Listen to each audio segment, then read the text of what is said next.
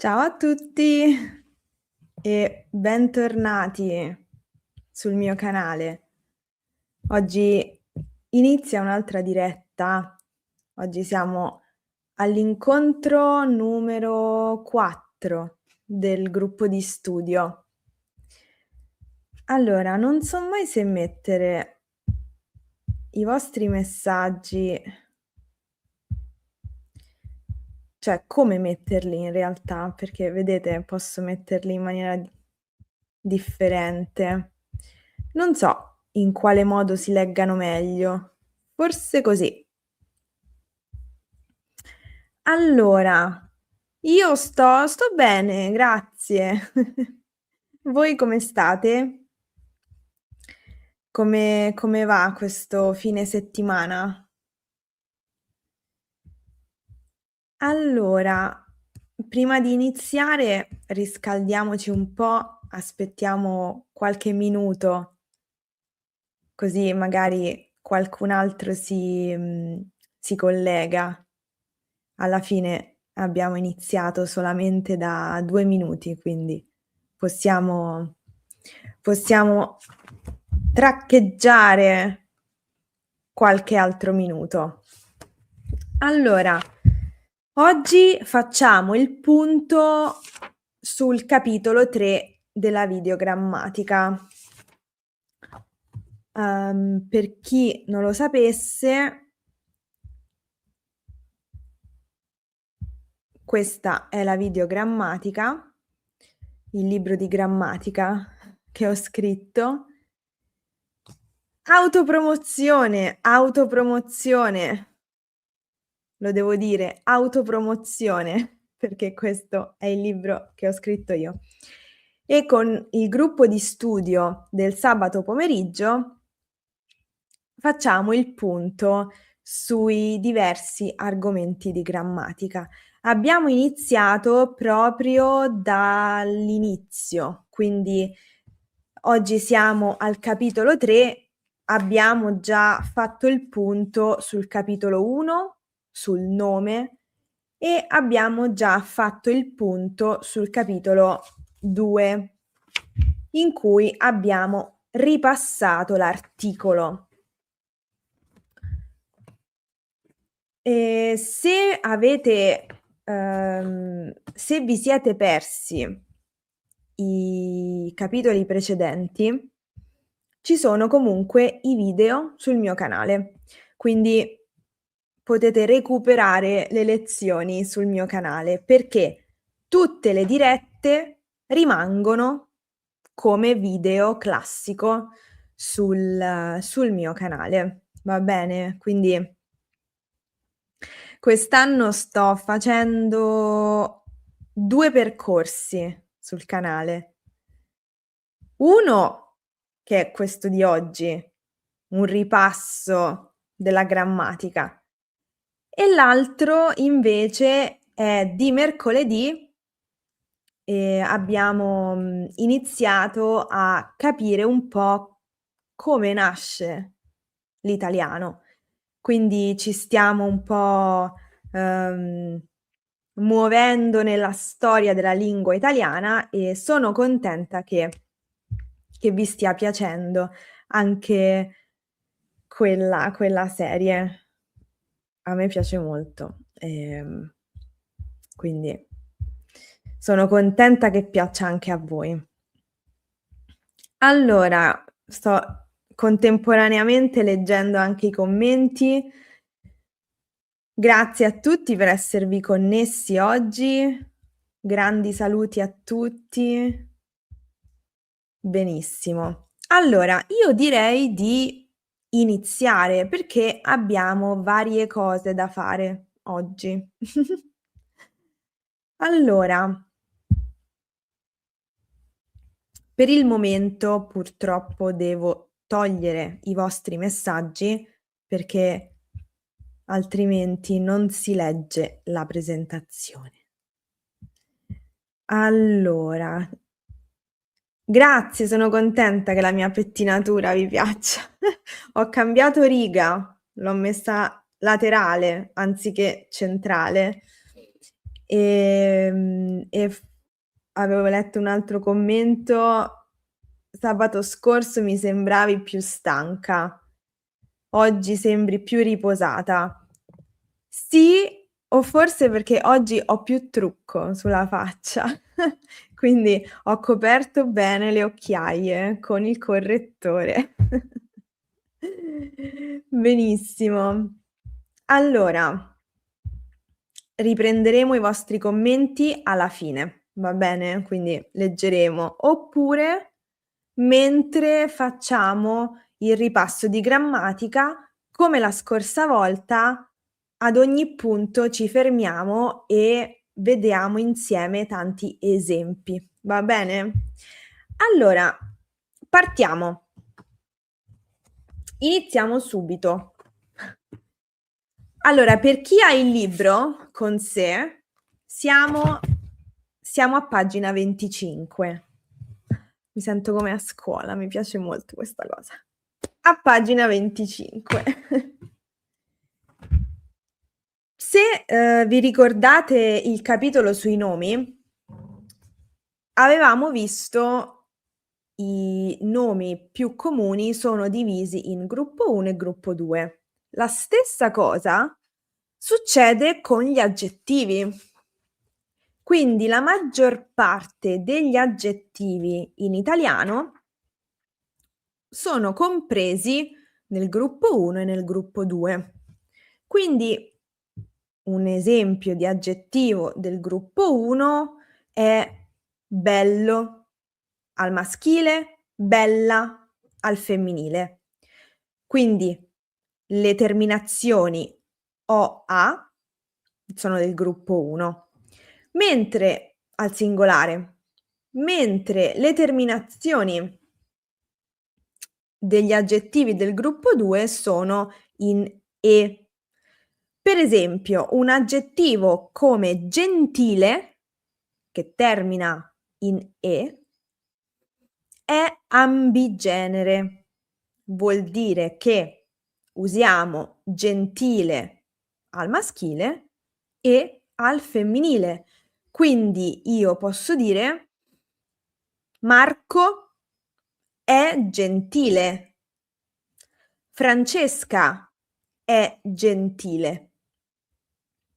Quindi, siamo un po' facilitati per il gruppo 2, mentre il gruppo 1 è la terminazione, classica, quindi bello, belli per il maschile, bella, belle per il femminile. Allora, vediamo subito nella chat un po' di esempi del gruppo 1 e del gruppo 2. Scrivetemi aggettivi. Aggettivi. In questo momento rimetto i vostri messaggi. Facciamo così. Oh, perfetto. Io sono piccolina, ma non fa niente. Allora, un esempio del gruppo 2: intelligente. Perfetto. Poi piccolo. Piccolo è del gruppo 1, quindi abbiamo piccolo, piccoli, piccola, piccole. Facciamo tutta la declinazione. Poi abbiamo cattivo, cattivi, cattiva, cattive. Splendido, splendidi, splendida, splendide. Affascinante, affascinanti, gruppo 2, quindi maschile e femminile. Stanco, stanca, perfetto, quindi facciamo tutta la declinazione. Stanco, stanchi, stanca, stanche. Questo aggettivo è del gruppo, che vediamo dopo effettivamente, che termina in co, ca, go, ga, perché dobbiamo aggiungere la H. H al plurale. Questo è un aggettivo che mi interessa molto, l'aggettivo bravo. So che nelle altre lingue si usa solo al maschile come prestito, no, o anche, penso sia più un prestito dal francese, no, come bravo al teatro. Perfetto. Però se usate questa parola in italiano va declinata al maschile, al femminile, al singolare, al plurale. Quindi bravo, bravi, brava, brave. Se dovete complimentarvi con una donna, dovete dire brava, brava, al femminile, va bene? Perfetto. Poi intanto potete vedere i vostri messaggi in tempo reale. Io adesso seleziono alcuni che possono essere interessanti. Vediamo una serie di, aggettivi del gruppo 2: elegante, francese, gentile. Esatto. Avevo visto una domanda che mi era parsa interessante. La recupero, provo a recuperarla in maniera veloce e nel frattempo vediamo tutta la declinazione. Chiaro, chiara, chiari, chiare. Okay, quindi chiaro, maschile singolare. Chiara, femminile singolare. Poi mettiamo chiari, maschile plurale, semplicemente perché abbiamo iniziato col maschile. E poi chiare, femminile plurale.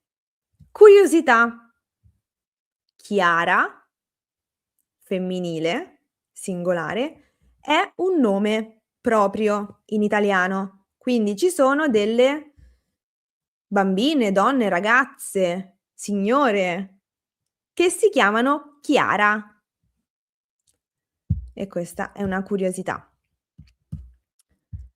Trasparente, esattamente, trasparente fa parte del gruppo 2. Benissimo. Come anche esaltante, esaltante, gruppo 2. Mozzafiato, mozzafiato è interessante perché in realtà essendo un aggettivo composto è invariabile, perché, diciamo per esempio delle canzoni mozzafiato, non cambia. Ottimo Corina, ottimo esempio, perché ci hai dato la possibilità di dire anche questa cosa. Quindi canzoni mozzafiato rimane invariabile. Rimane invariato, è invariabile. Benissimo. Vediamo un po'. Ho perso la domanda. Eccola, di Amanda. Pazzo può essere usato come nome e aggettivo? Sì, perché se io dico: "Lui è un pazzo", è un nome, perché metto l'articolo davanti. Se invece dico: "Lui è pazzo", è un aggettivo.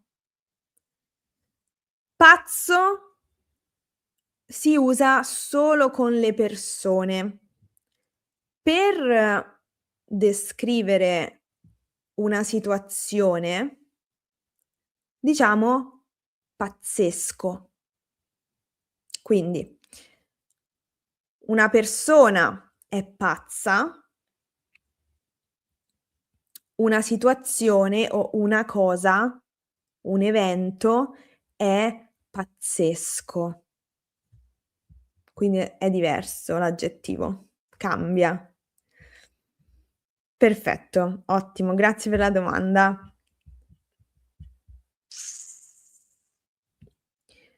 Allora, benissimo, vedo che comunque, allora, per ritornare al discorso di bravo, quando applaudiamo, per tutti diciamo bravo? No, diciamo bravi. Quando andate a teatro in Italia, urliamo no urliamo, però diciamo alla fine dello spettacolo: "Bravi a tutti, bravi", al plurale.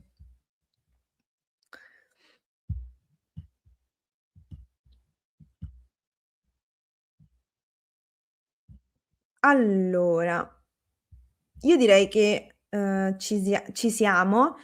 Una bellissima declinazione. Favoloso, favolosa, favolosi, favolose. Benissimo. Uhm, gruppo 1. Perfetto. Benissimo. Allora io direi di andare avanti.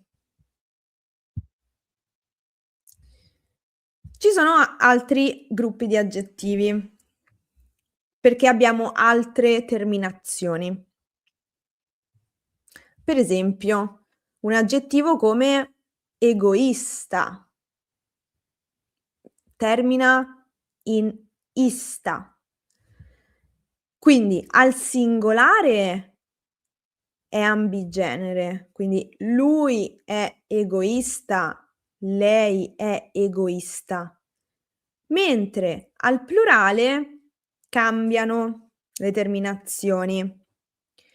Quindi devo dire al maschile: "Loro sono egoisti", al femminile: "Loro sono egoiste". Va bene? E questo ci ricorda anche quel gruppo di nomi di professioni di cui fa parte appunto dentista, per esempio. Funziona, dentista, esattamente come egoista. Quindi sono nome e aggettivo, ma funzionano allo stesso modo. Quindi qui la cosa importante da ricordare è, dopotutto, la terminazione. Ista ci deve far, ehm, come dire, accendere la lampadina. Allora, altri aggettivi che si comportano come egoista sono quelli che terminano in "ita" e "asta". Vorrei chiedervi di pensare a degli aggettivi di questi 2, ehm, gruppi e vederli insieme. Allora, questo viene subito alla mente. Esibizionista. Esatto, la canzone di Annalisa. Poi abbiamo opportunista. Perfetto. Arrivista. Sì, diciamo che, questi sono al contempo possono essere usati, per esempio, se io dico: "Lui è un arrivista", può essere usato anche come nome. Quindi questi sono diciamo hanno questo doppio uso. Perfetto. Pessimista, esatto. Questa è una qualità, diciamo. Essere pessimista, essere altruista. entusiasta, benissimo. Ottimista, perfetto. Benissimo. Questi in realtà sono quelli più semplici, perché appunto è più facile ricordare queste terminazioni, no, rispetto ad altri. Abbiamo detto che ci sono anche gli aggettivi che terminano in co, ca, go, ga. Qui ho scritto degli esempi che sono degli aggettivi di nazionalità, perché ci interessa. Qual è la caratteristica? La caratteristica è che questi, aggettivi al plurale, fatta eccezione per, uhm, il fatta eccezione per greci, per esempio, che è il plurale, maschile, sì, gli altri vogliono la H. Quindi, per esempio,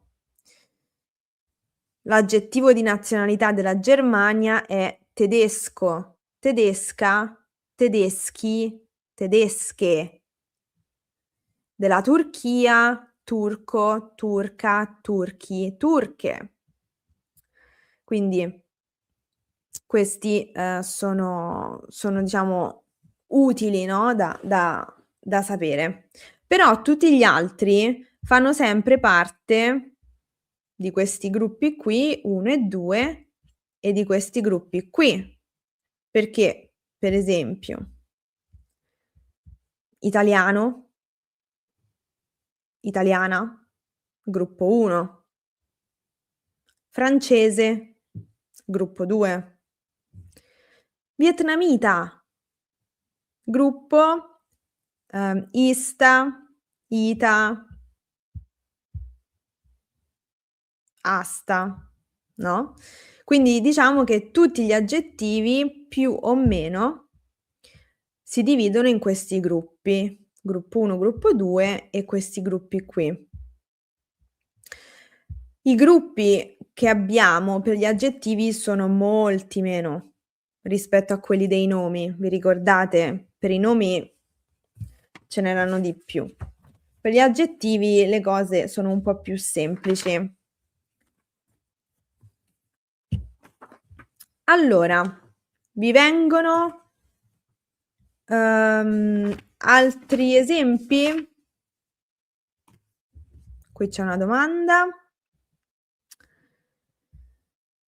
Esatto, anche un altro esempio di aggettivo che termina in co, ca è, l'aggettivo di nazionalità dell'Austria, che funziona come Grecia, quindi austriaco, austriaca, austriaci, austriache, quindi come gli aggettivi, derivati da Grecia.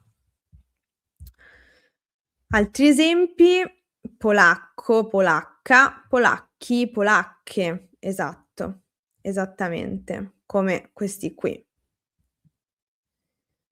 Norvegese fa parte del gruppo 2, come francese, inglese,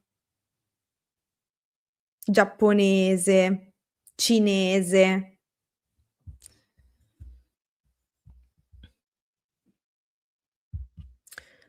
Messicano è come italiano, quindi messicano, messicana, messicani, messicane.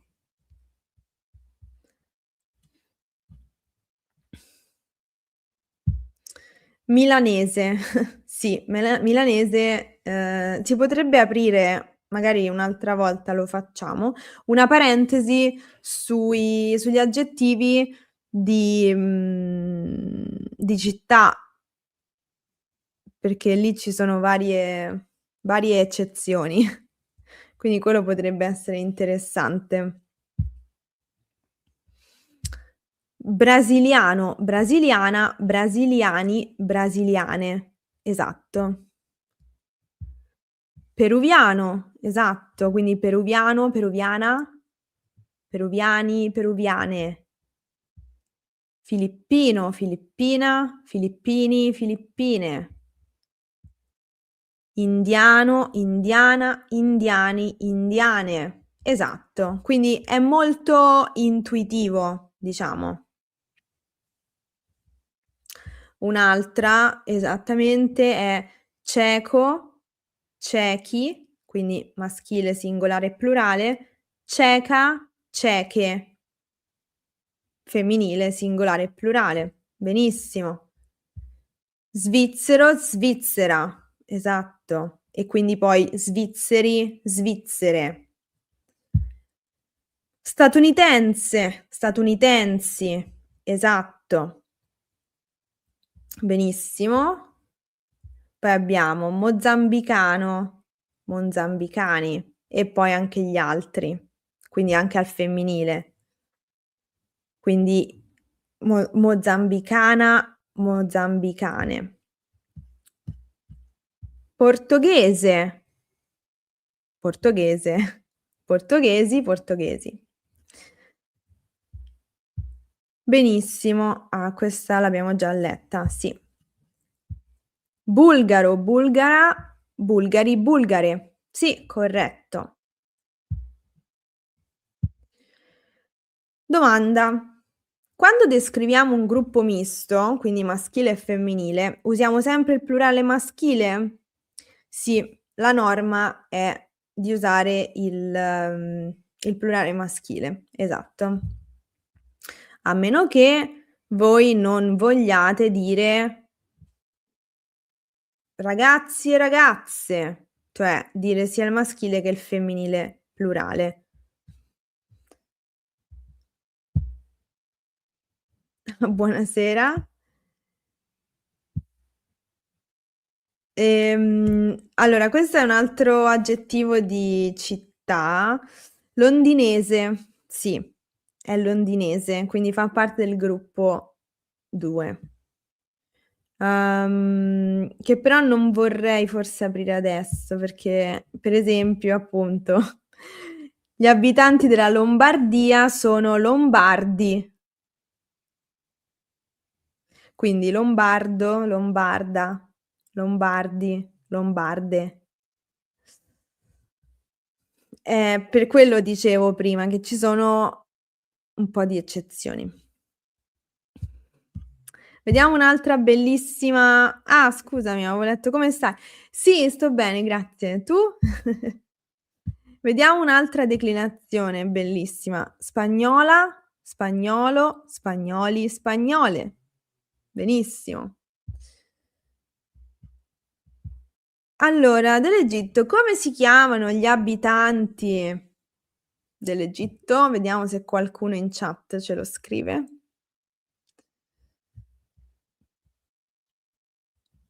Nel frattempo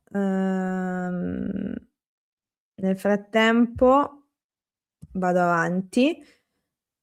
Qualcuno direbbe romano? Sì, assolutamente. Io sono romana.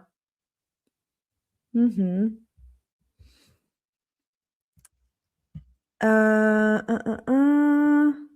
Eccoci, ci siamo, perfetto. Allora, gli abitanti dell'Egitto sono egiziani, egiziani.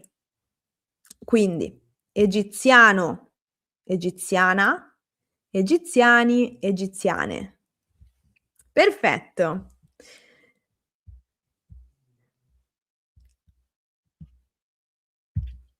Slovacco al plurale è slovacchi, W-C-H-I, slovacchi.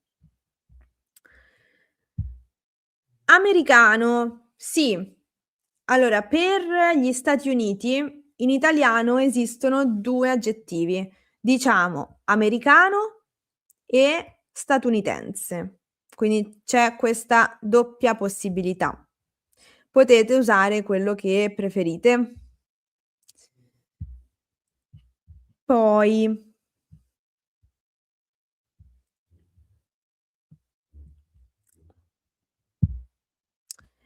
esistono come in francese gli aggettivi di colore che si scrivono sempre al singolare?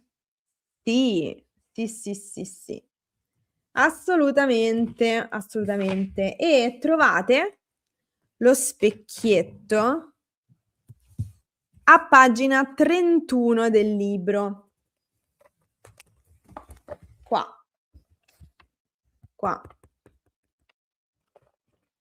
Quindi i colori che non cambiano, quindi che sono invariabili nel genere e nel numero, sono rosa, lilla, blu, viola, beige, indaco, amaranto e fucsia. E poi ci sono anche degli esempi. Quindi sì, esistono anche in italiano questi aggettivi invariabili. Perfetto. Allora, vediamo. Vediamo altre domande. Allora, come si dice da Puerto Rico? Portoricano. Sì, portoricano, con una R sola. Portoricano.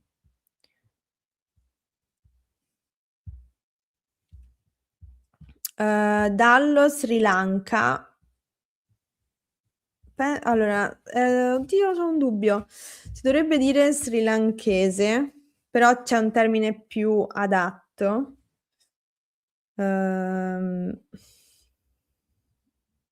Adesso lo cerco.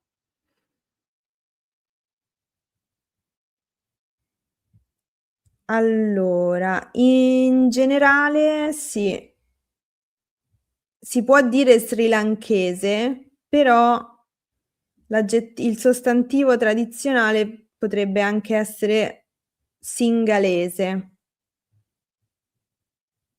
Però si dice srilanchese, mantenendo la K. Sì.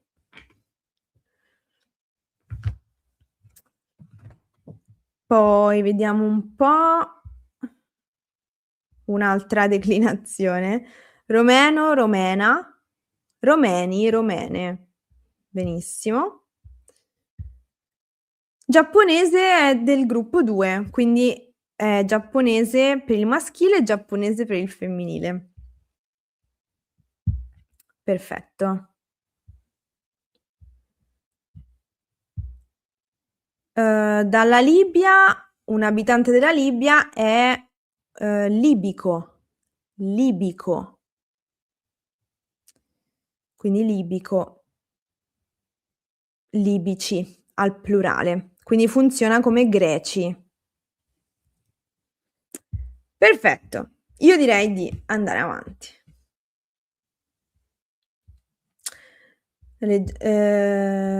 Un'ultima domanda. Quando abbiamo per esempio Paolo e Chiara, sono italiani, usiamo al maschile? Sì.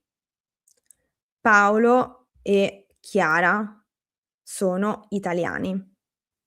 Al maschile, sì. Perfetto. Paolo e Chiara, adesso mi stavo come la mia mente è andata al duo musicale Paola e Chiara, non so se le conoscete, degli anni '90. Paola e Chiara, e quindi mi è rivenuta in mente. La mia mente si è distratta. Allora, perché sono importanti gli aggettivi di nazionalità?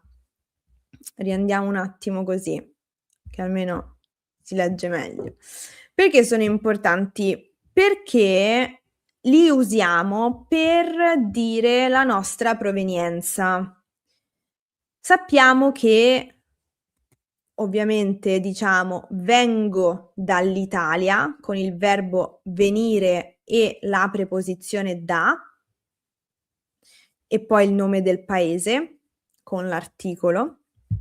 Però quando usiamo il verbo essere preferiamo usare l'aggettivo di nazionalità se dobbiamo dire il paese da dove proveniamo. Quindi, molto naturalmente, se qualcuno mi chiede: "Di dove sei?" e vuole sapere il paese, io dirò istintivamente: "Sono italiana." Non diciamo: "Sono dell'Italia." Non è sbagliato grammaticalmente, ma è una cosa non comune da dire. E questa mi ricordo è stata una domanda in un video dell'anno scorso sulle preposizioni, in cui ho risposto alle vostre domande sulle preposizioni. Quindi questo è il motivo per cui è importante memorizzare gli aggettivi di nazionalità, perlomeno quelli per descrivere noi stessi e i nostri amici, proprio perché è molto più naturale usare l'aggettivo di nazionalità per dire il paese da cui provengo. Va bene? Esattamente, come scrive Cheligna, spero di aver pronunciato bene il tuo nome, sono portoghese, di Lisbona. Esattamente. Perfetto. Poi adesso vediamo, un altro elemento importante che riguarda gli aggettivi, cioè la posizione nella frase. Qual è l'ordine basico? Cioè dove mettiamo l'aggettivo in una frase? Solitamente, generalmente, mettiamo l'aggettivo dopo il nome, proprio perché l'aggettivo ha una funzione descrittiva e quindi deve stare dopo il nome. Per esempio, il quadro grande, la gatta piccola, le signore gentili, la bibita fresca, il tè caldo, eccetera. Quindi la posizione dell'aggettivo in italiano è dopo il verbo e quindi qui noi abbiamo un po' un riepilogo dei primi 3 incontri, no, del nostro gruppo, perché abbiamo l'articolo, il nome, l'aggettivo. Questo è l'ordine basico. Va bene? Però che cosa succede? Succede che ci sono alcuni aggettivi che noi possiamo mettere prima per dare un significato specifico a quello che stiamo dicendo e grammaticalmente sarebbe si chiama significato restrittivo, okay, quindi se io dico: "Il quadro grande" è descrittivo. Se invece io lo metto davanti, grammaticalmente si chiama restrittivo, però non ci interessa il nome grammaticale, ci interessa quello che succede dal punto di vista del significato. Cosa succede? Guardiamo questi esempi. In questo caso io ho cambiato l'ordine, quindi non è più un ordine basico, ma è un ordine marcato. Se avete visto la lezione sulla dislocazione, a sinistra, avete già familiarità con questo aggettivo, marcato. L'ordine marcato in una frase significa che io ho spostato, ho rivoluzionato l'ordine basico. In questo caso è così, perché se io dico una vecchia amica, ho messo l'aggettivo prima del nome. E che cosa significa? Significa che è un'amica che ho da tanto tempo. È un'amica di lunga data. Se dico un bel problema, significa che è un problema rilevante, non bello. Non i problemi solitamente non sono mai belli, no, però se io metto l'aggettivo bello davanti a una parola che però ha un significato negativo, bello significa grande. Quindi un bel problema è un problema grande. Certe informazioni significa alcune informazioni, mentre un povero uomo significa un uomo sfortunato. Vediamo meglio questa differenza avendo tutte e 2 le frasi. Una vecchia amica, un'amica vecchia. Sentite? La percepite? La differenza di significato? Una vecchia amica, come dicevamo, è un'amica che io ho da tanto tempo. Lei è una mia vecchia amica. Siamo amiche da tanto tempo.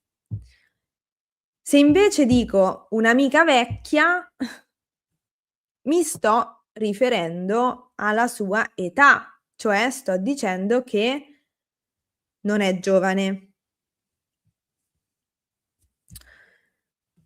Rivediamo l'esempio con problema. Un bel problema è un problema grande. Ovviamente un problema bello l'ho scritto tra parentesi perché non funziona, non si direbbe. Però l'ho scritto proprio per creare il contrasto tra le 2 frasi.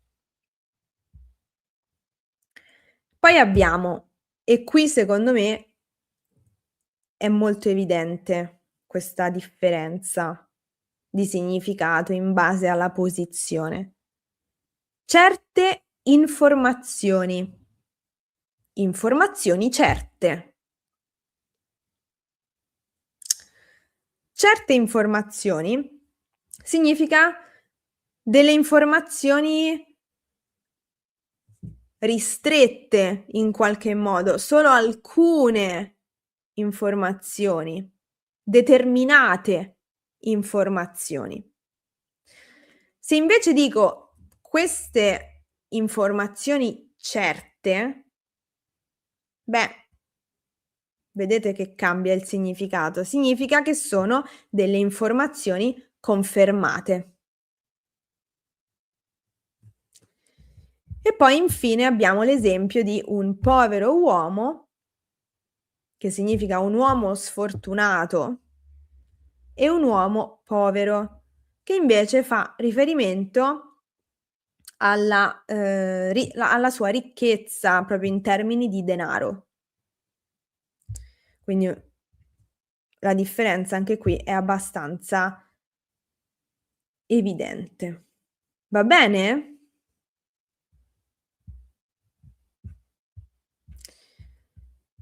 Ci siamo?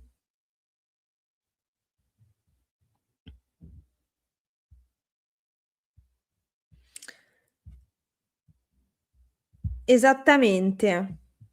Essere al verde, sì. fa riferimento al fatto di, non avere soldi da spendere. Sì.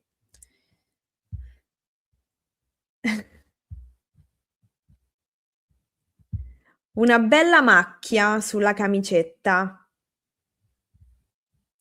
Esatto, una bella macchia. Significa una macchia grande. Magari stiamo mangiando e ci sporchiamo. Non ho capito informazioni certe. Allora, in questo caso significa che sono delle informazioni verificate, confermate. Per esempio, le informazioni che dicono al telegiornale dovrebbero essere delle informazioni certe, cioè verificate, confermate. Quindi fa riferimento alla certezza.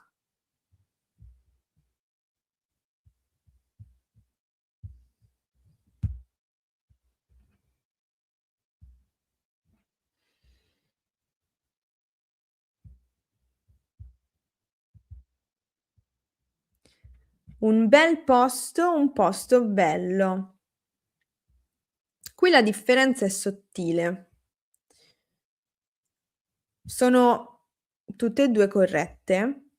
Mhmm, un bel posto,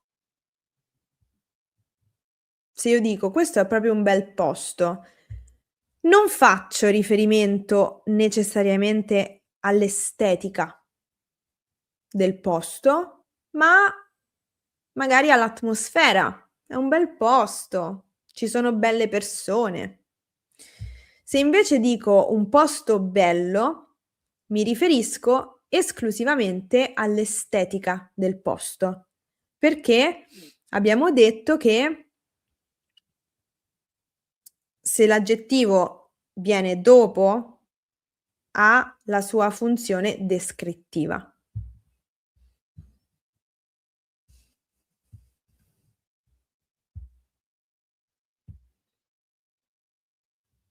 Esattamente, certe significa sicure, esatto.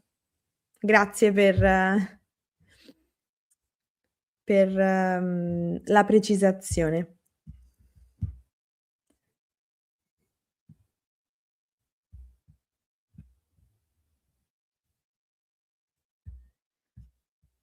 Uhm, non si può dire così. Allora, sei molto fortunata non è un problema grave, anzi è un problema bello. Mhmm, dipende dal contesto. Probabilmente se questa frase è inserita in un contesto specifico può avere senso, sì. Però in generale un problema bello è un po' strano, no, senza contesto. Forse semplicemente diremmo: "Non è un problema, non è un problema".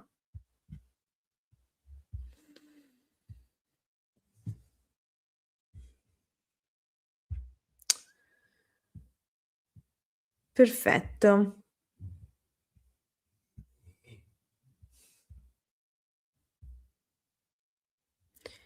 Allora, io direi oggi esattamente, Anna ci dà sempre le precisazioni. Non è un problema vero, esattamente, non è un problema vero.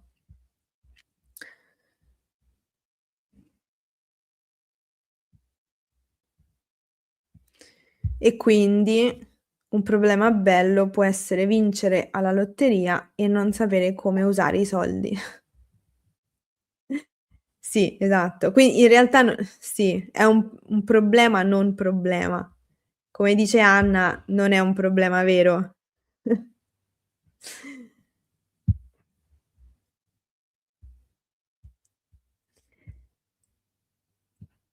Allora,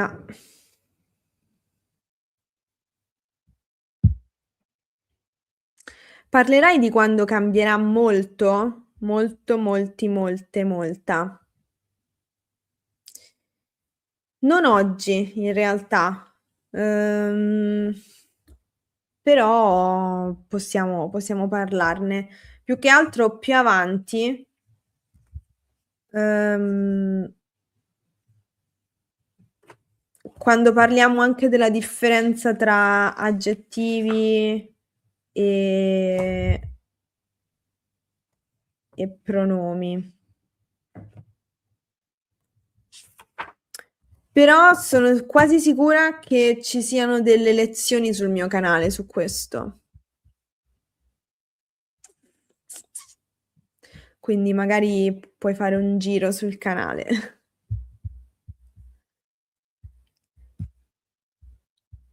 Allora,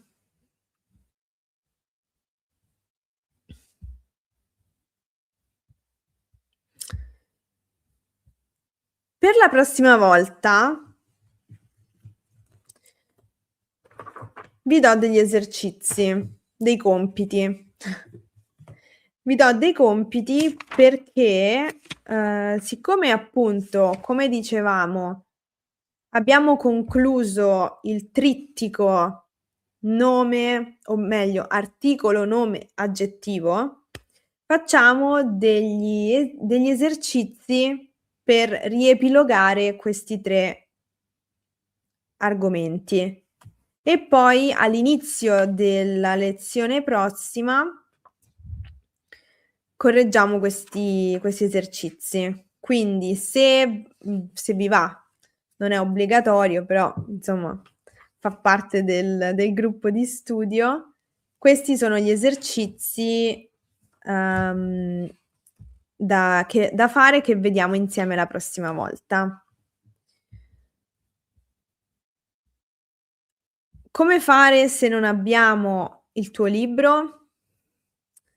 Non lo so, devi aspettare la prossima settimana per fare gli esercizi insieme. Questo è. Non ho posso cercare un'alternativa di esercizi, però non li correggiamo la prossima volta. Correggiamo questi qui insieme.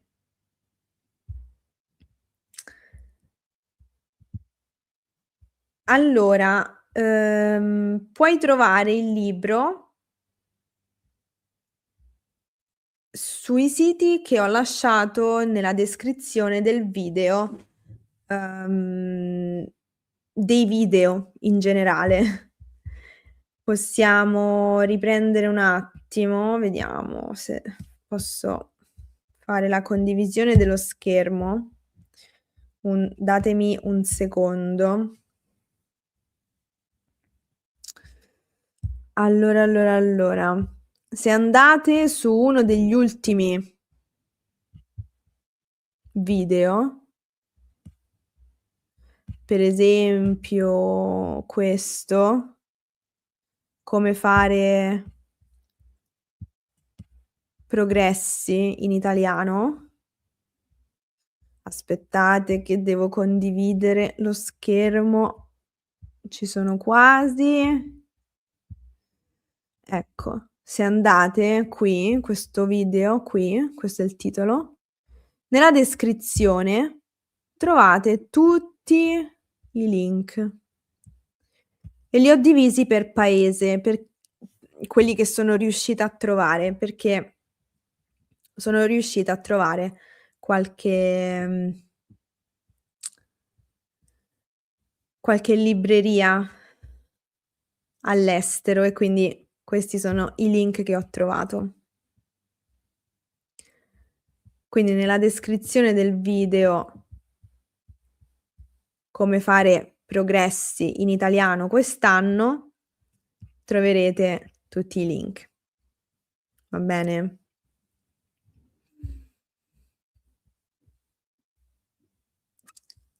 Allora rimetto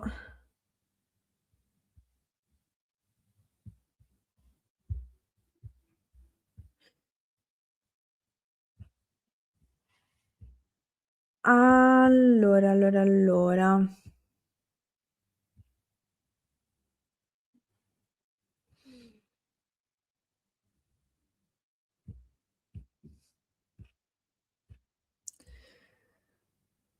È corretto dire saluti dal Messico?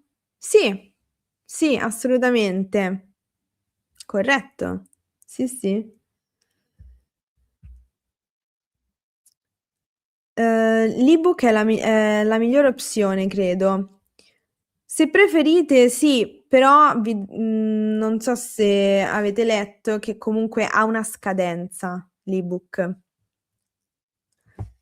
Quindi secondo me conviene il libro.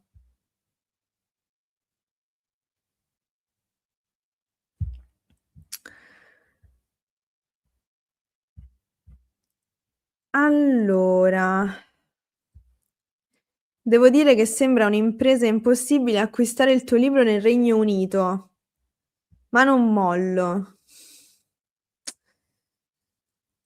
Purtroppo ci sono delle difficoltà, ad evadere ordini. Sì, perché se i siti in diciamo le librerie nel Regno Unito non fanno l'ordine alla casa editrice, purtroppo diventa difficile.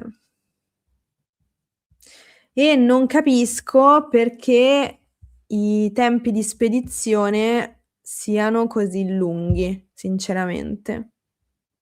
Non lo so perché io non mi occupo di questo, è tutto in mano alla casa editrice, io sono autrice del libro. Allora, i compiti sono questi e li lascerò anche nella descrizione di questo video e anche nel commento in evidenza.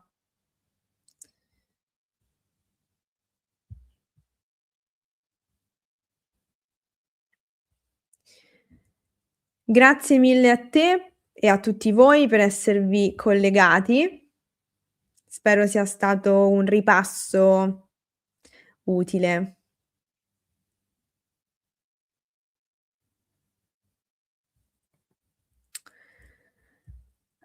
L'altro giorno ho visto una ragazza su Insta che ha scritto: "Ve lo consiglio". Qual è la differenza tra ve lo consiglio e vi lo consiglio? Io ho sempre detto vi lo.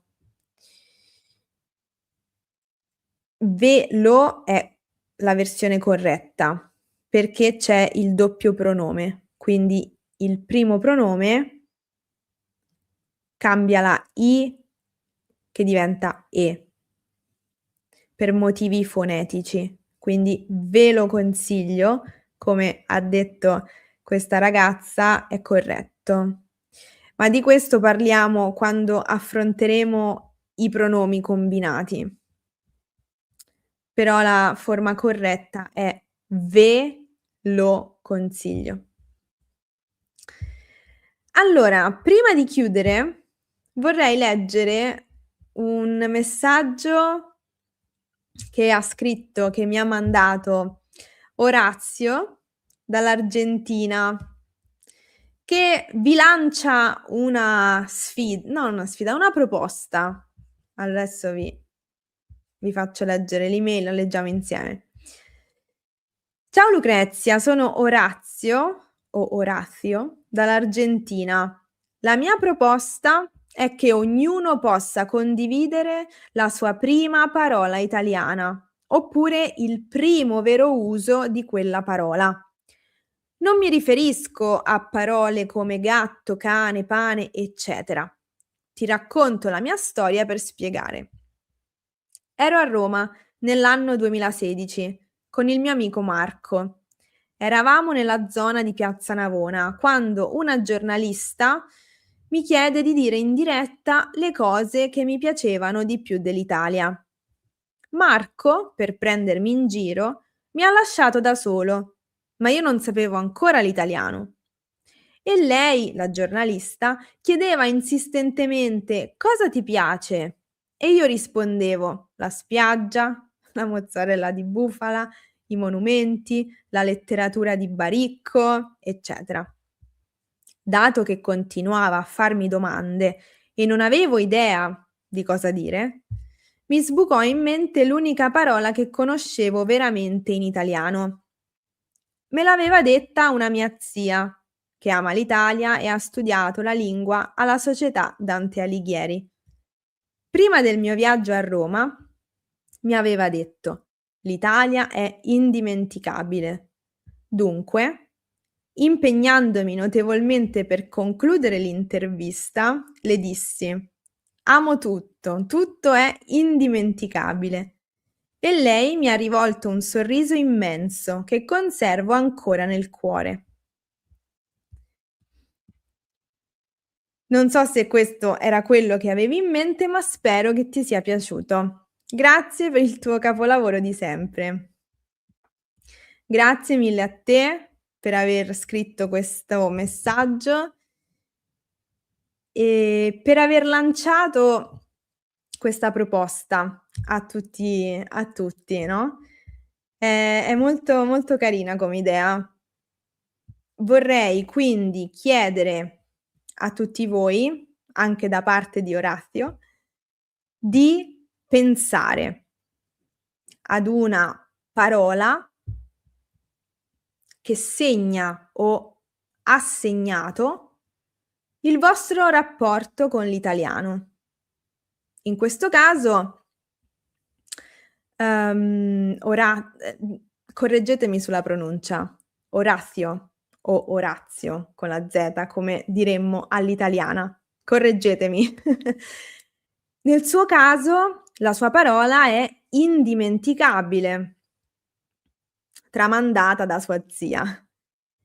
Sarei molto, molto curiosa di sapere, diciamo, di avere altri riscontri da parte vostra. Perché è un'idea molto, molto carina e appunto non deve essere una parola comune, come gatto, cane, pane, libro, ma delle parole che in qualche modo abbiano segnato o segnino tuttora, ehm, la la vostra storia con l'italiano. Eccoci. Le correzioni, grazie mille. Orasio, okay, perfetto, grazie. Orasio. Grazie mille per la correzione. Perfetto.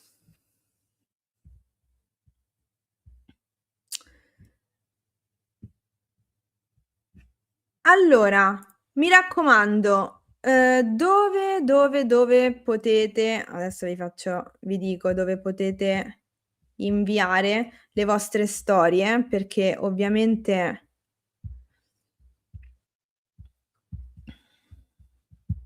ogni volta penso di essere organizzata per la diretta, ma mi manca sempre un pezzo. Mi raccomando, mandate i vostri racconti a questo indirizzo di posta elettronica che vedete sullo schermo, perché mi piacerebbe molto leggerne altri la prossima settimana. Va bene? Allora, ultime informazioni che possono essere utili per tutti. Rosa scrive che lei è del Perù e ha comprato il libro cartaceo nella libreria online Buscalibre. Loro spediscono libri ad altri paesi dell'America Latina e di altri continenti. Perfetto. Quindi questo può essere un'informazione utile. Grazie mille Rosa. Grazie mille a voi, grazie mille per esservi collegati. Ci vediamo la prossima settimana, senz'altro, senza dubbio. Benissimo. Allora, mi rimetto così. Grazie mille. Oggi siamo stati più veloci. Solo 1 ora, solo 1 ora. Allora, Vi do appuntamento a mercoledì prossimo perché ci sarà un vlog mentre preparo l'episodio 3 della serie Come nasce l'italiano e poi sabato prossimo per un altro incontro del nostro gruppo di studio. Buon proseguimento, buonissimo fine settimana e ci vediamo presto. Un caro saluto a tutti. Grazie. Ciao!